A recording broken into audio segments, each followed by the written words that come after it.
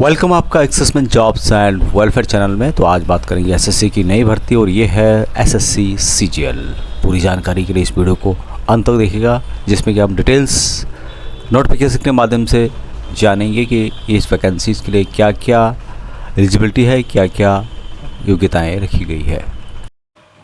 तो यहाँ पे आप देख सकेंगे कार्मिक लोक शिकायत तथा पेंशन मंत्रालय की तरफ से government of India ministry of personnel public grievance and pension department of personal and training staff selection commission की ओर से नोटिफिकेशन जारी किया गया, जो कि कंबाइंड ग्रेजुएट लेवल एग्जामिनेशन 2025 से संबंधित है। इसमें डिटेल्स बताई गई है। यहाँ पे आप देख सकते हैं ऑनलाइन के माध्यम से 9/6/2025 से लेके 4/7/2025 तक आप अप्लाई कर सकते हैं इसकी ऑफिशियल वेबसाइट के माध्यम से।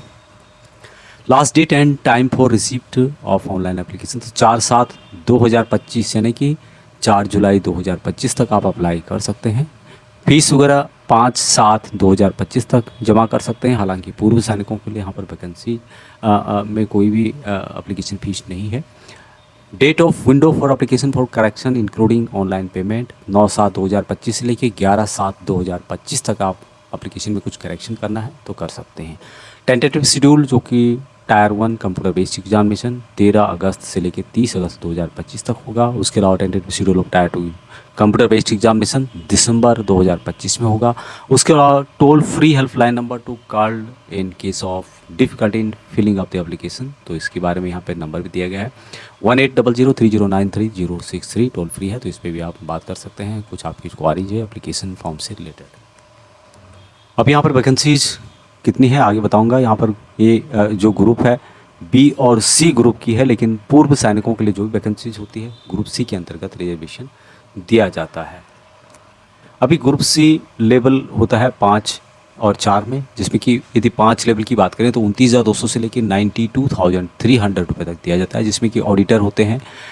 उसके अलावा अकाउंटेंट होते हैं, जो कि वेरियस जितने भी डिपार्टमेंट हैं गवर्नमेंट ऑफ इंडिया के मिनिस्ट्रीज हैं उसमें इन वैकेंसीज़ के द्वारा जो पोस्ट होती हैं उनको फिल किया जाता है। उसके अलावा अकाउंटेंट और एक जूनियर अकाउंटेंट जो मिनिस्ट्री है डिपार्टमेंट है, ये सब ग्रुप सी के अंतर्गत आते हैं। पे लेवल 4 के अंतर्गत जिसमें कि 25,500 से लेकर 81,100 रुपये दिया जाता है। इसमें जो पोस्ट आते हैं पोस्टल असिस्टेंट ऑब्लिक्स सॉर्टिंग असिस्टेंट की वैकेंसीज होती है, सीनियर सेक्रेटरीट असिस्टेंट या फिर अपर डिवीजन क्लर्क की वैकेंसीज होती है, सीनियर एडमिनिस्ट्रेटिव ऑफिस असिस्टेंट की वैकेंसीज होती है, टैक्स असिस्टेंट की वैकेंसीज होती है, टैक्स असिस्टेंट की वैकेंसीज होती है। उसके अलावा सब इंस्पेक्टर की वैकेंसीज भी आपको देखने को मिलेगी, यानी कि किसी में भी किसी में फिजिकल भी यहाँ पर रखा गया है। अभी एज यहाँ पर देख सकते हैं आप लोग कम से कम 18 है। उसके अलावा यहाँ पर 27 साल ग्रुप सी के अंतर्गत मैक्सिमम दिया हुआ है। बाकी जो अदर पोस्ट हैं ग्रुप बी के हैं उनमें यहाँ पर आपको 30 साल तक भी एज देखने को मिलेगा। किसी में 20 से 30 साल है, किसी में 18 से 30 साल है। इस तरह से यहाँ पर एक पोस्ट और है जो कि inspector of income tax CBDT group C के अंतर्गत ये भी आता है, तो इसके लिए भी पूर्व सैनिक यहाँ पर एलिजिबल रहेंगे। इसमें जो सैलरी दी जाती है लेवल 7 के अंतर्गत है 44,900 से लेके 1,42,400 रुपये तक सैलरी आपको देखने को मिलेगी। अभी यहाँ पर वैकेंसीज़ की बात की जाए तो टोटल यहाँ पर वैकेंसी जो मिलेगी या जो निकाली गई है टेंटेटिव वैकेंसीज है देयर आर अप्रोक्स 14,582 वैकेंसीज है। However final vacancies will be determined in the due course, और जो वैकेंसीज हैं फाइनल जब भी होती है तो बढ़कर ही वैकेंसीज आती है, यानी कि जो 14,000 है वहाँ ज़्यादा हो सकते हैं, कम अभी तक आज तक का रिकॉर्ड है कि कभी नहीं हुई है न होती है। तो वैकेंसी जो पूर्व सैनिकों के लिए है ओनली ग्रुप सी के अंतर्गत vacancies for ESM are reserve for only group C post. पूर्व सैनिकों को एज रिलैक्सेशन यहाँ पर दिया जाएगा, जैसे कि अन्य कैटेगरी को यहाँ पर दिया गया है, जो कि आप यहाँ पे देख सकते हैं रिजर्वेशन तो दिया ही जा रहा है। उसके अलावा एज में भी रिलैक्सेशन दिया जाता है। तो पूर्व सैनिकों को जो रिलैक्सेशन दिया जाता है 3 year after acceptability service rendered from the actual as H on 1/8/2025, यानी कि जो भी आपकी एज है उसमें से जितनी आपने सर्विस की माइनस करने के बाद 3 साल की और छूट आपको देखने को मिलेगी। उसके अलावा जो आपकी कैटेगरी है उसमें भी आपको छूट दी जाती है। Defence personnel disable in operations during hostilities with any foreign countries और in a disturb area and released as a consequence thereof, तो उनको यहाँ पर और 3 साल की छूट दी जाती है। उसके अलावा डिफेंस पर्सन जो कि SC/ST कैटेगरी के हैं और सेम उनके साथ ये कंडीशन यहाँ पर रखी गई है, तो उसके लिए भी 8 साल तक भी उनको यहाँ पर छूट दी जा रही है। तो आपको जो एज कैलकुलेशन है उसको करने के बाद जो यहाँ पर अपर एज दी गई है, जैसे कि 18 से 27 साल मैक्सिमम है, तो 27 साल से ज़्यादा आपकी एज नहीं निकलनी चाहिए टोटल कैलकुलेशन करने के बाद।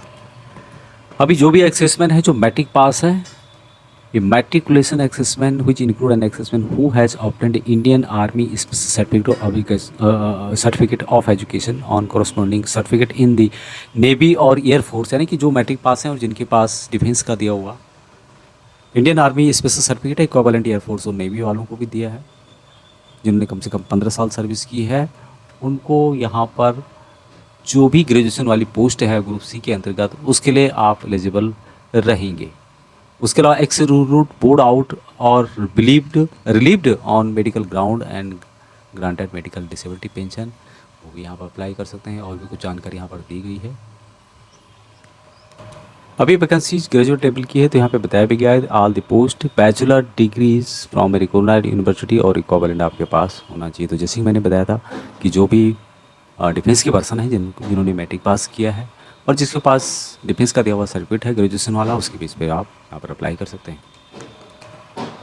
एप्लीकेशन फीस की बात की जाए तो 100 रुपये यहाँ पे रखा गया है, लेकिन जो भी ओपन कैंडिडेट हैं, candidate belong to schedule caste, SC ST, person of benchmark disability यानी कि PWD and ex serviceman eligible for reservation are exempted from the payment of fees. तो फ्री ऑफ कॉस्ट ये वैकेंसीज आपको देखने को यहाँ पर मिलेगी, आप अप्लाई कर सकते हैं। सेंटर कहाँ कहाँ पड़ेंगे उसकी जानकारी यहाँ पर दी गई है। स्टेट वाइज नहीं दी गई है बल्कि रीजन वाइज दी गई है। तो सेंट्रल रीजन के अंतर्गत बिहार एंड उत्तर प्रदेश का एरिया आता है और भागलपुर, मुजफ्फरपुर, पटना, गया, आगरा, झांसी, कानपुर, लखनऊ, प्रयागराज, वाराणसी, मेरठ वगैरह ये आते हैं सेंट्रल रीजन के अंतर्गत। यहाँ पर एग्जामिनेशन सेंटर पढ़ेंगे। उसके अलावा ईस्ट रीजन, अंडमान निकोबार, कर्नाटका, केरला, तो यहाँ पर इसके बारे में डिटेल्स बताया गया है। आपका जो स्टेट है वहाँ किस रीजन के अंतर्गत पड़ता है। यहाँ पर साउथ रीजन, नॉर्थ वेस्ट, सब रीजन, नॉर्थ रीजन उस तरह से डिस्ट्रीब्यूट किया हुआ है और उसके अंतर्गत जो भी अलग अलग स्टेट आते हैं उनकी जानकारी भी यहाँ पर दी गई है। थीम ऑफ टायर 1 एग्जामिनेशन की बात की जाए तो यहाँ पर आपके पास 4 टाइप के सेक्शन होंगे, जिसमें कि सबसे पहले होगा general intelligence and reasoning. 25 question होंगे 50 नंबर के, यानी कि प्रत्येक जो क्वेश्चन होगा वहाँ 2 नंबर का होगा। उसके अलावा जनरल अवेयरनेस 25 क्वेश्चन 50 नंबर के, क्वांटिटेटिव एप्टीट्यूड 25 क्वेश्चन 50 नंबर के, इंग्लिश कॉम्प्रिहेंशन 25 क्वेश्चन 50 नंबर के। 1 घंटे का यहाँ पर टाइम दिया जाएगा आपको और निगेटिव मार्किंग भी मिलेगी आपको 0.50 की। 0.50 इसलिए क्योंकि हर जो क्वेश्चन है वहाँ 2 नंबर का इनके द्वारा दिया गया है। यहाँ पर आप इसके बारे में डिटेल्स पढ़ सकते हैं। जो ऑब्जेक्टिव जो क्वेश्चन होते हैं मल्टीपल चॉइस क्वेश्चन होंगे, इसमें 4 या 5 आपको विकल्प मिलेंगे और उसमें से आपको एक टिक करना होता है, जैसे कि आप सब जानते होंगे। निगेटिव मार्किंग है 0.50 marks for each wrong answer. से आप प्री क्वालिफाइड कर जाते हैं, टायर 1 कंप्लीट कर जाते हैं, उसको क्वालिफाई कर जाते हैं, उसके बाद होगा यहाँ पर टायर 2। टायर 2 में होता है यहाँ पर पेपर 1 और पेपर 2, 2 पेपर यहाँ पर होते हैं, पेपर 1 और पेपर 2। अभी यहाँ पर आप देख रहे होंगे पेपर 1 है और पेपर 2 है, ये आता है टायर 2 के अंतर्गत। पेपर 1 में सेशन 1 दिया हुआ है, सेशन 2 दिया हुआ है और सेशन 1 में भी सेक्शन 1, सेक्शन 2 और सेक्शन 3 दिया हुआ है।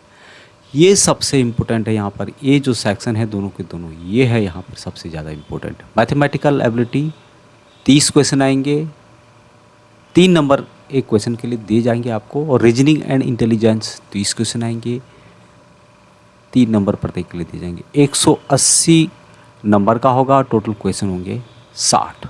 उसी तरह से सेक्शन 2 में English language and comprehension, general knowledge 45 और 25, 70 क्वेश्चन होंगे और इसके लिए दिए जाएंगे 210 नंबर। यहाँ पर आपका 1 घंटे का पहले पेपर ख़त्म होगा जो कि होगा सेक्शन 1। सेक्शन 1 जैसे ही कंप्लीट हो जाएगा उसके बाद ऑटोमेटिक सेक्शन 2 शुरू हो जाएगा जो कि 1 घंटे का होगा। नेगेटिव मार्किंग यहाँ पे रखी गई है -1, यानी कि नंबर भी आपको एक क्वेश्चन के लिए 3 दिए जा रहे हैं, तो यहाँ पर -1 नेगेटिव मार्किंग रखी गई है।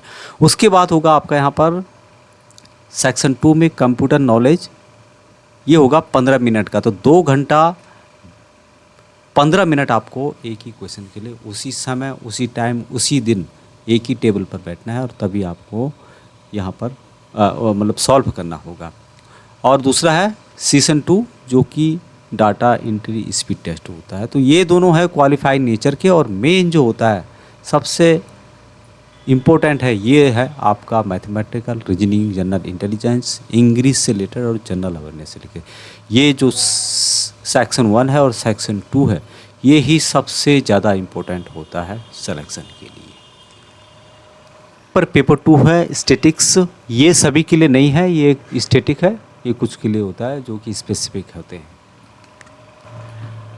टायर 1 के अंतर्गत कौन कौन सा सब्जेक्ट होता है, कौन कौन से लेसन को कवर किया जाता है, उसकी जानकारी यहाँ पर दी गई है। जैसे कि यहाँ पे देख पा होंगे टायर 1 के बारे में यहाँ पे बताया गया है, और जनरल इंटेलिजेंस है, रीजनिंग में क्या क्या कवर किया जाता है स्कीम के द्वारा पूरी जानकारी इसमें दी गई है, जो कि आप यहाँ पे पढ़ सकते हैं। उसी तरह से यदि बात करें तो जनरल अवेयरनेस की, तो इसके लिए भी कौन कौन से लेसन को कवर किया जाता है, क्या क्या पूछा जाता है, उसकी जानकारी आपको यहाँ पे देखने को मिलेगी। क्वांटिटी एप्टीट्यूड में भी यहाँ पर उसके बारे में बताया गया है, इंग्लिश कॉम्प्रिहेंशन के बारे में बताया गया है, सिलेबस टायर 2 के बारे में यहाँ पर बताया गया है, जो कि पूरा यहाँ पर आप देख रहे होंगे। Number system, fundamental arithmetical operation, algebra, geometric, insulation है, ट्रिग्नोमेट्री, एस्थेटिक है। तो ये यहाँ पर आप इसको पढ़ सकते हैं, जो भी इसके बारे में डिटेल्स जानना चाहता है। अभी कुछ यहाँ पर स्पेसिफिक उनके नाम दिए गए हैं, यहाँ पे आप देख सकते हैं। While giving performance the post department online the candidate may not the following post have specific requirement of physical standard, physical test and medical standard. 3 यहाँ पे इंपॉर्टेंट बातें हैं, जिसमें inspector centre exercise, CBIC inspector, CBIC examiner, inspector CBN, sub inspector CBN ministry of finance, sub inspector junior intelligence. तो यहाँ पर देख सकते हैं जो भी ग्रुप C के अंतर्गत आता है उसका भी यहाँ पर फिजिकल होगा, फिजिकल स्टैंडर्ड होगा, फिजिकल टेस्ट होगा और मेडिकल टेस्ट होगा। अब यहाँ पर बात करें कि जो सर्विंग सोल्जर्स हैं, सर्विस कर रहे हैं और भविष्य में रिटायर आना चाहते हैं, तो वो भी यहाँ पर एलिजिबल रहेंगे अप्लाई करने के लिए। यहाँ पर इसके बारे में बताया गया है कि जो भी 3 आर्मर्ड फोर्सेस के, यानी कि आर्मी, एयरफोर्स, नेवी के जो भी सर्विंग सोल्जर्स हैं, सर्विसमैन हैं, और जो एक्सेसमैन का जो बेनिफिट है, वैकेंसी से संबंधित रिजर्वेशन है, उसका फ़ायदा उठाना चाहते हैं, तो उनको यहाँ पर रिटायर आना होगा 4/7/2026। 4/7/2026 से पहले जो रिटायर आ रहे हैं, प्लान बना रहे हैं, आ सकते हैं, तो वो भी इन वैकेंसीज़ के लिए अप्लाई कर सकते हैं। और उसके लिए आप यहाँ पे सर्टिफिकेट देख पा रहे होंगे, certificate for the serving defence personnel. ये आपके पास ये सर्टिफिकेट है, जिसको कि आपको भर के